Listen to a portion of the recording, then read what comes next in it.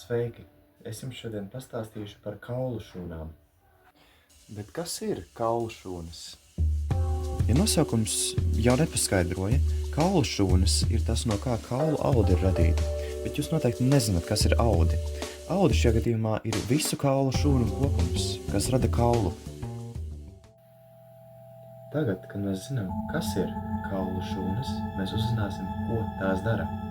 Kad nonāc ciņā ar peli un tā salauž tev pirkstus, šīs kaulu šūnas, jeb osteoblasti, rada vairāk kaulaudus, lai varētu pirkstus dabūt atpakaļ kopā.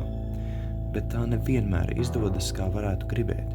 Tādēļ modernie dakteri ieliek metāla stieņus, kas palīdz norādīt osteoblastiem, kā pareizi savienot kaulus atpakaļ kopā.